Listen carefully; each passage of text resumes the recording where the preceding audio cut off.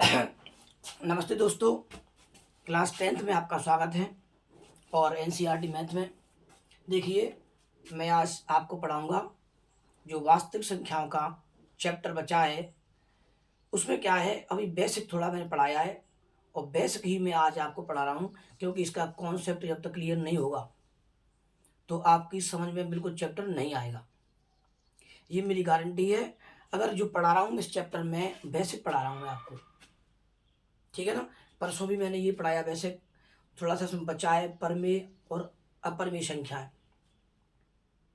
मैंने आपको परिभाषा बताई कि प्रमेय संख्या किसे कहते हैं और अपरमेय संख्या किसे कहते हैं, और कौन कौन सी संख्याएं प्रमेय और अपरमेय होती हैं, परमेय और अपरमेय होती हैं।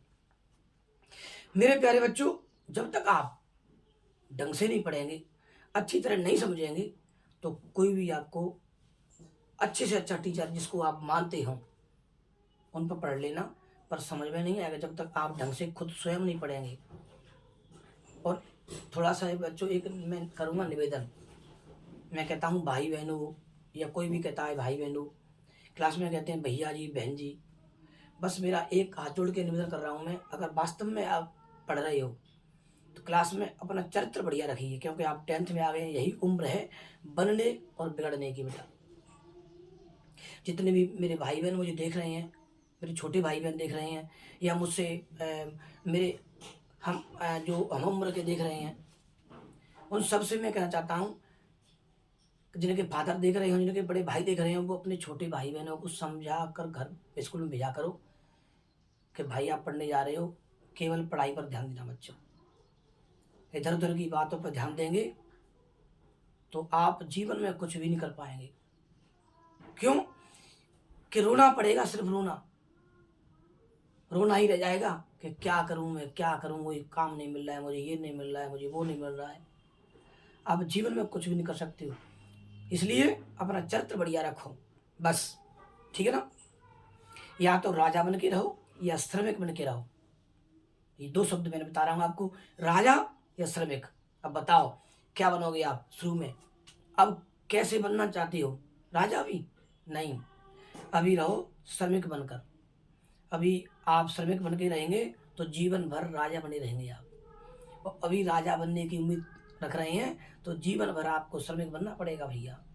इसलिए बच्चों, सभी शौक मौज को छोड़कर बिल्कुल व्यवस्थित रूप से अपनी, देखो ध्यान से, अपनी सारी जो किताबें हैं, अपनी किताब बुक्स 6 किताबें आपकी, उनमें सब में पौन पौन घंटा, 1 घंटा, किसी में आधे घंटा दीजिए। आप बिल्कुल पक्का आपके अच्छे अंक आ जाएंगे, पक्का सीख जाएंगे आप। केवल आपका चरित्र बढ़िया हो बस, समझ गए ना। आप किसी की बातों में, किसी के बेकाबी में नहीं आए, केवल पढ़ाई पर ध्यान दें। तो आप जिस प्रकार से आपके माँ बाप स्कूल में भेज रहे हैं वो समझ लें कि हाँ हम भेज रहे हैं तो बच्चे हमारे जो हम कह रहे हैं वही काम कर रहे हैं, बस इतना ज़रूर ध्यान देना बस। और मैं ज़्यादा कहना चाहता नहीं हूँ, क्योंकि मुझे फालतू बातों से इंटरेस्ट ही नहीं भैया। मैं पढ़ाने आया हूँ तो पढ़ा रहा हूँ मैं आपको। देखिए बच्चों, इसमें एक चीज़ है, अंकगणित की आधारभूत प्रमेय। अंकगणित की आधारभूत प्रमेय। देखिए, प्रत्येक भाज्य संख्या को अभाज्य संख्याओं के साथ, प्रत्येक भाज्य संख्या को, इसकी लिखा है परिभाषा, प्रत्येक भाज्य संख्या को अभाज्य संख्या के एक गुणन, देखियो, देखो भैया जामा ध्यान देख ली ना, फिर कहना भूल गए। संख्याओं के एक गुणनफल के रूप में, देखो, प्रत्येक भाज्य संख्याओं को अभाज्य संख्या के एक गुणनफल के रूप में व्यक्त किया जाता है, व्यक्त किया जाता है। यही अंकगणित की आधारभूत प्रमेय है। यही समझ ना, यही अंकगणित की आधारभूत प्रमेय है। ये 1 नंबर का क्वेश्चन आता है, कभी कभी आ जाता है। आप सोच रहे हो ये क्यों लिखा रहे हैं परिभाषा, आपको ये याद करनी है। ये आज याद कर लेंगे तो बाद में पछताएंगे नहीं, आप रोएंगे नहीं कि कहाँ से आ गई। बच्चे एक बात जरूर कहते हैं कि पता नहीं बाहर से पेपर आ गया है। बच्चों में एक बात कह दूं भैया, छोटे भाई बहनों, कि बाहर से नहीं आता है, सब कुछ किताब के अंदर से ही आता है, चाहे वो कौन सी विषय हो यार। ऐसा कोई बेवकूफ़ टीचर नहीं है जो पेपर को बाहर से बनाए। ये हमारी धारणा है, हम मान लेते हैं कि बाहर से आ गया है, क्योंकि अपन लोग वहाँ तक नहीं पहुँच पाते हैं, वह मेहनत नहीं कर पाते हैं जो हमें मेहनत करनी चाहिए। हम हंसी मजाकों में रह जाते हैं, खेल में रह जाते हैं, टीचर को देखते नहीं है कि क्या बक रहा है, क्या कह रहा है, क्या पढ़ा रहा है। कई टीचरों को तो हंसी मजाक में छोड़ देती है। तो मेरा एक निवेदन है आपसे, बच्चों, अगर आप ढंग से पढ़ेंगे तो आपको जीवन में कभी आगे पछताना नहीं पड़ेगा। अगर हम मजाक में देखेंगे अध्यापक को तो आपकी जो लाइफ है, आपका जो जीवन है, वो एक मजाक बनकर ही रह जाएगा। ठीक है, देखिए, तो मैं आपको समझा रहा हूँ, प्रत्येक भाज्य संख्या को अभाज्य संख्या के एक गुणनफल के रूप में व्यक्त किया जाता है। यही अंकगणित की आधारभूत प्रमेय है। ये इसकी डेफिनेशन है, ये इसकी परिभाषा है। अब देखिए, मैंने आपको समझाया था प्रमेय, परमेय संख्या अपरमेय, परमेय संख्या अपरमेय, परमेय और अपरमेय। देखो, जिसमें समझाया था मैंने परमेय संख्याओं को, जो मैं पहली बार वीडियो पढ़ा चुका हूँ, ठीक है ना, उसको देख लेना। और उसको थोड़ा आगे बढ़ाते हुए कि उसमें क्या क्या बचा है, जो मेरे मस्तिष्क में अभी आ रहा है, जो मेरे दिमाग में आ रहा है, उन्हें मैं समझा रहा हूँ। अभी मैं सोच रहा हूँ कोई जो 10th की लेवल की जो चीज़ है आप छूट नहीं जाए मुझसे, ठीक है ना। हाँ, अब देखिए, परमेय मैंने कई संख्या बता दी आपको, लेकिन ऐसे पाई का मान है, पाई है ना, ये कई संख्या है अपरमेय। और देखो, मान लो 22/7, ये परमेय, ठीक है ना, ये परमेय संख्या है, क्योंकि इसका जब भाग देंगे इसमें, तो पूरी बार तो नहीं जा रहा है, तो शांत संख्या तो नहीं है, खैर अशांत है। पर अशांत में कौन सी आएगी, आवृत्ति। अशांत आवृत्ति यानी पॉइंट के बाद कोई संख्या ऐसी होगी, 2 या 4 या 6 का अंक, या 57, 58, जो भी 20, 25 के वही अंक बार बार आएंगे, इसका भाग देंगे इसमें। तो अशांत आवर्ती संख्या आएगी। और अशांत आवर्ती संख्या मैं पढ़ा चुका हूं पहले, ठीक है। अशांत आवर्ती संख्या हमेशा परमेय संख्या कहलाती है। लेकिन जो पाई है वो अपरमेय संख्या में आता है, ठीक है ना। अपरमेय संख्या कई वैज्ञानिकों ने खोज की है इसकी, पर अभी इसका पूरा मान ले नहीं पाए हैं, वो अभी इसी खोज में लगे हुए हैं, इसलिए ये अपरमेय संख्या मानी हुई है। अभी अपरमेय संख्या है बेटा, पाई, केवल पाई। लेकिन जो पाई का मान है वो परमेय संख्या है। अगर पेपर में आ जाता है कि अपरमेय पाई की संख्या है, तो आप कह सकते हो कि पाई एक अपरमेय संख्या है। पाई का मान संख्या कैसी है, परमेय अपरमेय, तब कह देंगे आप कि सब पाई का मान जो है ना 22/7, वो तो कैसी है, परमेय। कई संख्या है, परमेय। अब इसमें कई चीजें आती हैं, जैसे देखो 2 + √5, बताओ ये संख्या परमेय के अपरमेय है। तो मेरे प्यारे भाई बहनों, ये संख्या परमेय संख्या है। अब आप सोच रहे होंगे रूही तुम गलत बता रहे हैं। भैया मैं गलत ना बता रहा हूँ, अब सुनो कैसे। अगर खराब लोगों के पास बैठोगे, 4 लोग अच्छे बैठ गए और 5 लोग खराब हैं, तो क्या कहेंगे, ये खराब लोग हैं, समझ गए ना। अगर दारूबाज के साथ बैठेंगे आप, रोज रोज घूमेंगे, साथ रहेंगे, तो क्या कहते हैं, ये दारू पीता होगा, शराबी होगा ये, ठीक है ना। और अच्छे लोगों के संगति रखेंगे, अच्छे लोगों के संग बैठेंगे आप, तो क्या कहेंगे, अच्छे लोग हैं जी।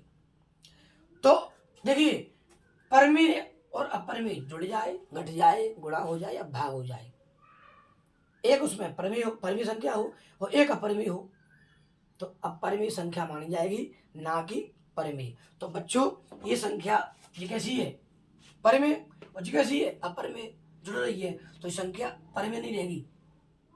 कैसी जाएगी भैया? अपरिमेय संख्या। कैसी होगी भैया? अपरिमेय। तो बता रहा हूं मैं आपको, 2 + √5 ये अपरिमेय संख्या है, या 3 - √7 अपरिमेय संख्या है। कैसी है? अपरिमेय संख्या। समझ गए ना? 5/√2 कैसी है? अपरिमेय संख्या। सभी संख्या अपरिमेय है, लेकिन कोई कहे आपसे 2 + √2 - √2, देखो समझना बात को, मान लो उसमें माइनस और यहाँ लगा दो प्लस, यहाँ लगा दो -√2, मान लो ऐसे लगा दिया। अब कोई कह रहा है कि बता बेटा ये संख्या कैसी है, परिमेय क्या परिमेय है? अब बच्चा कर रहा है कि सर ये तो सर ने बताई नहीं। अरे बताई तो यार, इसमें कौन सी बड़ी बात है? देखो जा संख्या हल कर लेंगे, पहले हल कर लो, मालूम बच जाएगी आगे। देखो 2 + √2, ठीक है। अब ये प्लस माइनस -√2, समझ गए होंगे ना? अब देखो ये प्लस की है और ये माइनस की है, इन दोनों संख्या एक जैसी हो, जब संख्याएं समान हो और चिन्ह समान हो तो भी संख्याएं आपस में काटी जाती है, यानी क्या बचा? 0 बचा, और 0 + 2 तो क्या बचा? 2।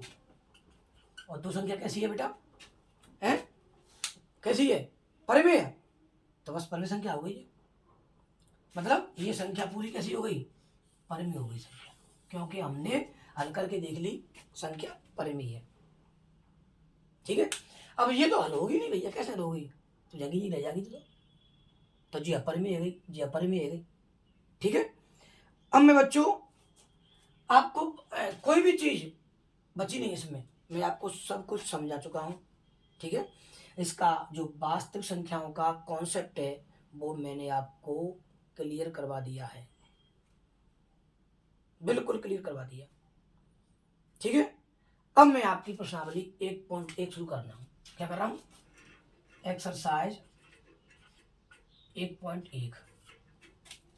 ठीक है बच्चों, देखो इसमें मैं आपको बताऊं, एक पॉइंट जो प्रश्नावली पहली थी वो अलग प्रश्नावली थी। देखो ये पुरानी गणित की प्रश्नावली है, लेकिन जो 1.2 है वो अब एनसीईआरटी में 1.1 है। इसमें कह रहा है देखो कि निम्नलिखित संख्याओं को अभाज्य संख्याओं के गुणनफल के रूप में व्यक्त किया जाता, करिए। तो गुणनफल के रूप में कैसे व्यक्त करेंगे? देखिए नंबर सवाल पहला है 140। 140 सवाल, क्वेश्चन नंबर 1 का सवाल पहला 140 दिया गया। तो इसको अभाज्य गुणनखंड के रूप में व्यक्त किया जाता है। कैसे करेंगे? देखो गर्मी पड़ रही है यार, ठीक है ना, जबान फिसल जाती है, गर्मी है, पंखा लगा नहीं है, मैं अकेले वैसे ही मेहनत कर रहा हूँ, ठीक है ना। आप सहयोग देंगे, पूरा सहयोग करेंगे मेरा, अगर तो मैं आपका पूरा सहयोग करूँगा, तो फिर मैं व्यवस्था अच्छी तरह बनाऊँगा, ठीक है ना। अब देखो बच्चों, मेरा तो बस एक ही उद्देश्य है भैया कि आप बच्चे, जो बच्चे होशियार नहीं हो, जो सीख नहीं रहे हैं, वो मेरे माध्यम से अगर पढ़ाने के माध्यम से सीख जाएं, मेरे चैनल के माध्यम से सीख जाएं, तो मुझे बहुत खुशी होगी। बस मैं तो यही चाहता हूँ, बस मुझे कुछ नहीं चाहिए। ठीक है, ये जीवन है, चला जाएगा वैसे ही। देखो बच्चों, इस संख्या को मैं अभाज्य संख्याओं के अभाज्य गुणनखंड के रूप में व्यक्त कर रहा हूँ। कैसे करेंगे? इस संख्या को अभाज्य गुणनखंड के रूप में व्यक्त कर रहा हूँ, कैसे करेंगे? बहुत सिंपल है भैया, चुटकियों में सवाल हो जाएगा। कक्षा 4 की बात है यार, 5 की बात है, अब सीख रहे हैं हम, पर कोई बात नहीं है। उस समय कोई नहीं सीख पाता या कोई बच्चा नहीं सीख पाता है तो रह जाते हैं। देख लो, पर अब देख लो बिल्कुल नजर से। 140 है, आपने 2 से भाजकता का नियम पढ़ा होगा। जिस संख्या में इकाई का अंक 0, 2, 4, 6, 8 होता है वह संख्या 2 से भाज्य होती है। नोट कर लो, पढ़ लो, लिख लो। जिस संख्या में इकाई का अंक 0, 2, 4, 6, 8 होता है वह संख्या 2 से भाज्य होती है, यानी उसमें 2 का भाग जाता है। समझ गए ना? अगर जिस संख्या में इकाई का अंक 0, 2, 4, 6, 8 नहीं होगा तो उसमें 2 का भाग नहीं जाएगा। फिर क्या करेंगे गुरु जी? अरे करेंगे यार, फिर 3 को दे देगी, सोचो भाग। पूरी 2 को 3 को कैसे जाओगे भाग? अरे भैया 2 को ना जाए रहो तो 3 अकेले हैं, बस संख्या के अंकन जोड़े लो, जिन जोड़ के देख लो। तो अगर अंक को जोड़ योगफल जोड़ो 3 के पाड़े में आता हो तो उसमें 3 का भाग चला जाएगा। समझ गए ना। अगर देखो 4 1 5 है रहे हैं, 4 1 5, अगर जोड़ के 4 2 होती जाएगा, फिर 1 नहीं होती, तो 4 2 कह रहे हैं 6, तो उसमें 3 का भाग जा रहा था, है ना। लेकिन 3 का भाग देंगे नहीं। क्यों नहीं देंगे? देंगे यूँ नहीं बेटा कि तब 2 को ही जा रहा हुआ है तो 3 को क्यों देंगे, तब नहीं जाओ 2 को, तब 3 को देंगे। ध्यान रखिए बात को। तब तक छोटी संख्या को भाग जाए, दोनों आगे मत बढ़ियो।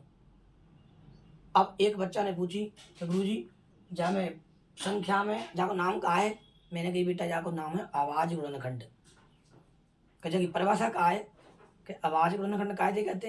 अरे यार सिंपल है, जिस संख्या में केवल केवल और केवल आवाज संख्याओं का ही भाग दिया जाता है उसे आवाज गुणनखंड कहती है। अब सोच रहे होंगे आप कि जहाँ सर जी 5 को चलो जाओ है, जहाँ 7 को चलो जाओ, मतलब अरे किसी का भी जाए, मैं तो केवल आवाज संख्याओं का ही भाग दूंगा, मैं क्या सभी देंगे।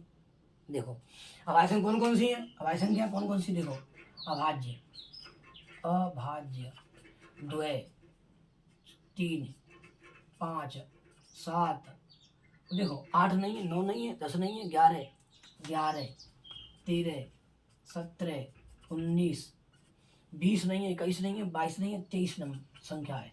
ऐसे डॉट डॉट कई संख्या है। खैर ठीक है, तो 2 का देंगे, 2 का नहीं जाएगा 3 का देंगे, 3 का नहीं जाएगा 5 का देंगे, 5 का नहीं 7 का देंगे, 7 का नहीं 11 का देंगे, 11 का नहीं 13 का देंगे, 13 का नहीं तो 17 का देंगे, 17 का नहीं जाएगा तो 19 का देंगे, 19 का नहीं जाएगा तो 23 का देंगे, और 23 का नहीं गया तो 24 25 26 27 28 29 का देंगे। इस प्रकार से कर लेना आप, ठीक है। केवल अभाज्य संख्याओं का ही भाग देना है। अच्छा कई बच्चे कहते हैं सर एक संख्या कैसी है, एक जो एक है ना, एक न तो भाज्य और न अभाज्य, फिर कैसी है, सहभाज्य। एक कैसी है, सहभाज्य। वे 2 संख्याएं या वे संख्याएं जिनका मासा 1 होता है, वे संख्याएं जिनका मासा 1 होता है उसे सह अभाज्य संख्या कहती हैं। अब मान लो 5 और 6 जिनका मासा कहा आवेगा भैया, 1 ही आवेगा। 5 में और 6 में क्या का भाग जा रहा है, 1 को जा रहा है, 1 का भाग 5 में जा रहा है, 1 का भाग 6 में जा रहा है। तो इसका मतलब एक कैसी है, सहभाज्य, एक कैसी है, सहभाज्य। तो हमेशा एक संख्या कैसी है, सहभाज्य।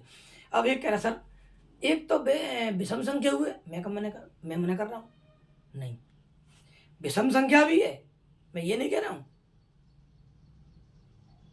समझ रहे हो क्या। एक विषम भी है, एक प्राकृत संख्या भी है। सबसे छोटी प्राकृत संख्या कौन सी है, 1। सबसे छोटी पूर्ण संख्या कौन सी है, 0। सहभाज्य संख्या कौन सी है, 1। ये क्वेश्चन है, ये क्वेश्चन है, आंसर ऐसे बन जाती है, समझ गए ना। किताब में से ऐसे, पढ़ाई में से ऐसे ही क्वेश्चन बन जाते हैं। फिर बच्चे कहते हैं बाहर से नहीं आता यार, तुम थोड़ा ध्यान देंगे नहीं तो सब कचू किताब में मिल जाओगा। मैं अपनी भाषा पढ़ाता हूँ भैया, गाँव के हिसाब से पढ़ा रहा हूँ, एक मन समझना, ठीक है। हाँ, ताकि मेरे बच्चे सीखें, पूरा पूरा सीखें, ठीक है। मैं पूरा सिखाने का प्रयास करूँगा आपको। तो बेटा आइए मैं समझाता हूँ, इसी पॉइंट पर आता हूँ, यानी अभाज्य गुणनखंड। देखो तो बेटा जिस संख्या में इकाई अंक 0 2 4 6 8 हो जाए उसमें 2 का भाग जाता है, तो 2 का भाग जा रहा हमें, क्योंकि 140 है बेटा, तो 2 का भाग दो फटाफट, चलो क्योंकि 0 हो जाए, 2 को देंगे 14, 2 7 14, 1 में जाओ नहीं भाई, 14 में देंगे बेटा, 2 7 14, और 0 होगी 0 बच गई, फिर देंगे 2 का भाग। देखो जो बच्चे नहीं जानते हो समझ लो ढंग से, 2 का भाग 1 में जाएगा नहीं, संख्या छोटी है, तो 4 का सहयोग लेंगे, और सहयोग लेंगे तो क्या जाएगी जी, 14 आएगी बेटा। 2 को देंगे 14 में पाड़ा पढ़ो, 2 7 14, 14 बार गई, 14 में भाग दिया, 14 मुंह में आई हमारे में, 2 7 14, तो 14 में 14 गए, क्या बचा, 0 बची, और इस 0 को यहाँ ताल लूँ, समझे ना। अब देखो फिर देंगे 2 का भाग, क्योंकि इकाई का अंक 0 है, दो तिया 6, 6 6 आएंगे 7, बची एक, तो एक पे यहाँ लगा लेंगे, मान लो, लगाना मत, ये मान लेना 10 हो गया यहाँ, ठीक है बेटा, 10 हो गया। अब 2 को भाग देंगे 10 में, 2 पन 10। क्या इसमें 2 का भाग जा रहा है? 2 का भाग नहीं जा रहा है, तो कितने का भाग जाएगा? 3 का। मैं क्या कहिए, 2 का नहीं गया तो 3 का देगा, देखिए 3 का नहीं गया तो 4 का मन देना, जिसमें 4 का जाएगा उसमें 2 का चला जाएगा, फिर 5 पा जाना हमेशा, ठीक है ना।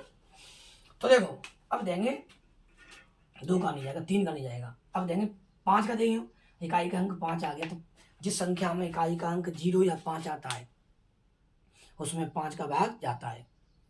अब आप सोचेंगे सर इसमें 0 आया तो आपने इसमें 5 का भाग क्यों नहीं दिया? अरे भैया 5 का तब देंगे तब 2 का जा रहा है, फिर क्यों देंगे 5 का? तब 2 का भाग जा रहा है तो 5 का मन देना, पहले 2 का देना, ठीक है ना। अगर 3 का भाग जाएगा 5 से पहले तो 3 का देंगे, हम 5 का नहीं देंगे। देखो 5 7 35। अब 7 संख्या कैसी है? अभाज्य, इसमें 7 का ही जाएगा, 7 एकम 7, जैसे ही 1 आएगी पीछे से बंद करो। अब क्या होगा इसमें? 1 का किस में जाएगा? 1 का 1 में जाएगा, है? समझ रहे हो बात मेरी? मैं बहुत आराम से पढ़ा रहा हूँ क्योंकि मेरा गला खराब है। पहले मेरे गले में तुमने देखा होगा, पढ़ाया था, वीडियो बनाई मैंने पहले पढ़ाने की, उसमें खराश थी गले में, तो मैंने दबा ली है तो खराश बंद है। मेरा गले थोड़ा सा, मैं गले से बहुत परेशान हूँ, पर मुझे मज़ा आता है पढ़ाने में, आनंद आता है, इसलिए मैं पढ़ा रहा हूँ भाई बच्चों।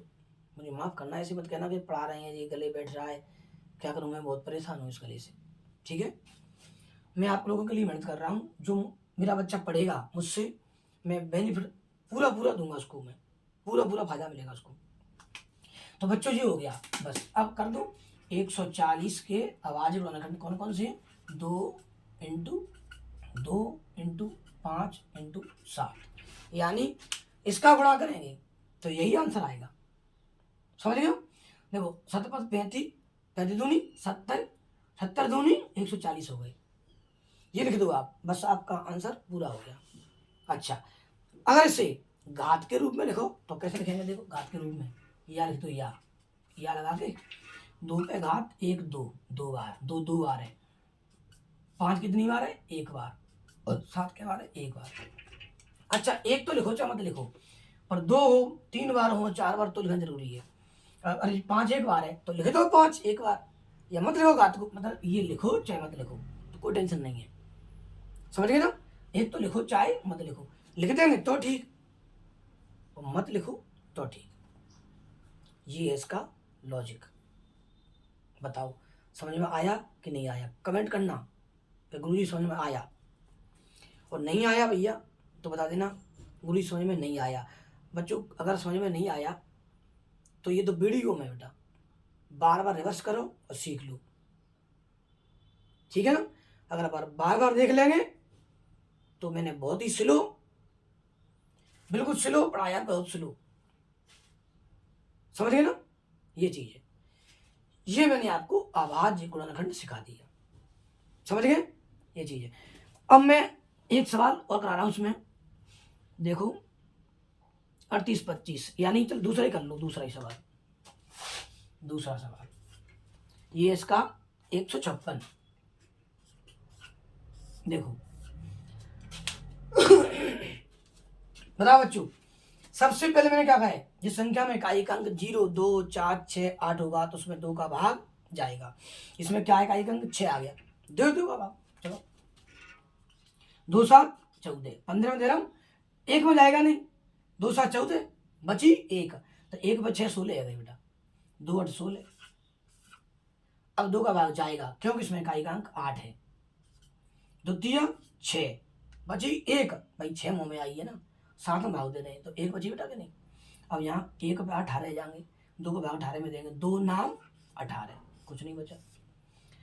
अब इसमें 2 का भाग नहीं जाएगा, जैसे ही 2 का भाग नहीं जाए तो सबसे पहले क्या करेंगे भैया, संख्या के अंकों को जोड़ेंगे, और जोड़ के अगर 3 के पाड़े की संख्या आ जाए तो उसमें 3 का भाग जाएगा, समझो बात को। 9 3 12, और 12 3 के पाड़े में आती है, इसका मतलब ये संख्या 3 से भाज्य होगी। एक बच्चा कह रहा था मुझसे सर इसमें 13 का भाग जाएगा, 13 3 39, मैं कब मना कर रहा हूँ, नहीं जाएगा यार, जाएगा, परंतु 13 से पहले कौन आता है, 3 के 13 आती है सर, 3 आती है, तो 3 का भाग देना चुपचाप। समझो, समझ लो बात, पूरी बात समझ लो पहले। यानी जब 13 का जा रहा है और 3 को जा रहा है, तो 13 की बजाय हम 3 को देंगे, छोटी संख्या को दे, पहले पढ़ो, देखो 3 को देंगे, 3 एकम 3 और 3 तिया 9। अब 13 जो संख्या है वो कैसी है, अभाज्य, कैसी संख्या है, अभाज्य। 13 में जाओ, 13 को 13 एकम 13 हो गया, ठीक है। अब देखो यानी 156 के अभाज्य गुणनखंड 2 × 2 × 3 × 13 हो गए, इसका गुणा करेंगे तो ये संख्या आ जाएगी। उत्तर ये नहीं होता है, उत्तर ये है, बता रहा हूँ मैं आपको, उत्तर ये होता है। अच्छा, अगर घात के रूप में लिखो तो क्या करेंगे, 2 पे घात 2 × 3 पे घात कुछ नहीं, 1 मान लो, 3 पे घात 1 और 13 पे घात 1, देखो मत भले लिख देंगे तो रोक लेगा, मैं काय को रोक लेगा रे, लग सकते हैं ना यहाँ पर 1 1 बस। अब आपके मन में एक बात आ रही होगी, गुरु जी ये क्या करते हो आप बाद में या लगा देती हो, लिखा जरूरी है, हैं? अरे उसने पूछा हो, अगर आपको उसने पूछा है कि घाती रूप में लिखो, अभाज्य गुणनखंडों को घाती रूप में लिखो, तो लिख देना, अन्यथा यही छोड़ देना। अगर उसमें नहीं पूछा, उसमें केवल ये लिखा है कि अभाज्य गुणनखंड के रूप में व्यक्त करो, ये लिखा है जो किताब में लिखा है, ऐसे लिखा है कि अभाज्य गुणनखंड के रूप में व्यक्त करो, तो आप इसको छोड़ दो, यहाँ तक छोड़ देना, सही है आपका। अगर ये भी करना चाहते हो कर दो, कोई टेंशन नहीं है, समझ रहे हो ना, ये बात है, ठीक है बच्चों। देखो हम अगली वीडियो में फिर हम आपसे मिलेंगे। अब देखो इसमें सवाल है, क्वेश्चन नंबर 1 के 5 क्वेश्चन है, ये तो आप अपने आप कर लेना, ये आपके लिए होमवर्क दे रहा हूँ मैं आपको। इसका जो 1.1 का यानी जो नए गणित की है, पुराने गणित की है 1.2, नए गणित की है 1.1 एनसीईआरटी में तुम्हें, तो 1.1 मान लो आप नए गणित की, ठीक है ना। और पुराने जो गणित की है 1.2, जो नए गणित में वो 1.1 ही है, ठीक है ना, हाँ, और जो पुराने गणित में 1.2 है। तो इसको आप अच्छी तरह समझना, अगली वीडियो में आपको मैं दूसरा सवाल कराऊंगा, जिसमें सूत्र क्या आएगा वो मैं आपको बता रहा हूँ अभी। देखो एक आएगा लासा इंटू मासा बराबर पहली संख्या इंटू दूसरी संख्या। देखो मैं इसको बता रहा हूं मैं आपको, लासा इंटू मासा बराबर पहली संख्या इंटू दूसरी संख्या। अगर इसको मैं इधर लिख दूं, इसको इधर लिख दूं, तो कोई फर्क नहीं पड़ेगा, क्लियर। अच्छा सर, इसको एलसीएम, इसको एचसीएफ कह सकता हूँ, इसको ए और बी कह सकता हूँ, एलसीएम इंटू एचसीएफ बराबर ए इंटू बी, समझ गए ना। ऐसा इसको ए मान लो, लिखने में परेशानी पड़ती है, ए और बी मान लो, ठीक है ना, पहली संख्या इंटू दूसरी संख्या। अगर मैं देखो एलसीएम था, एलसीएम और ये HCF, highest common factor lowest common multiplication, ठीक है, lowest common multiplication highest common factor, समझ गए ना, अंग्रेजी वर्ड इसका ये है।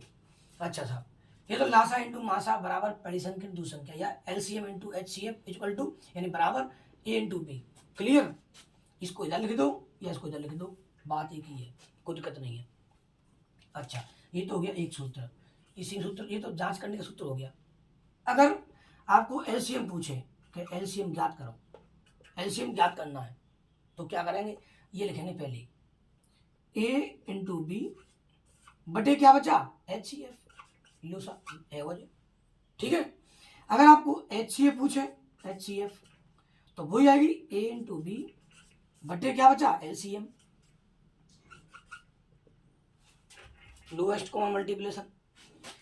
अगर आपको ए पूछे, ए का मतलब पहली संख्या पूछे, तो क्या आएगा एलसीएम इंटू एचसीएफ, ठीक है, बटे क्या है, क्या बचा बी बचा। अगर बी पूछे आपको, मतलब समझना बात को, पहले ए बराबर एलसीएम संख्या पहली वाली पूछ रहा है, तो LCM इंटू HCF बटे बी। अगर बी पूछ रहा है तो LCM इंटू HCF बटे क्या बचा ए। बस ये सभी सूत्र हो गए इसके। मैंने इस वीडियो में लास्ट में पढ़ाए हैं और जो अगली वीडियो बनाऊंगा मैं यही सूत्रों को फिर बताऊंगा दोबारा से मैं आपको। तब तक आप पढ़ लेना, इनको याद कर लेना पक्का। ठीक है बच्चों, अगर मेरी पढ़ाई अच्छी लगी आपको तो मेरे चैनल को मैथ मस्ती त्यागी चैनल इसको लाइक करना, सब्सक्राइब करना और शेयर कर देना। ठीक है, तभी मुझे मज़ा आएगा पढ़ाने में कि मैं मेहनत कर रहा हूँ। अगर वास्तव में अच्छी तरह पढ़ेंगे तो मैं आपको सब कुछ समझा दूंगा। ठीक है बच्चों, फिर मिलेंगे अगली वीडियो में।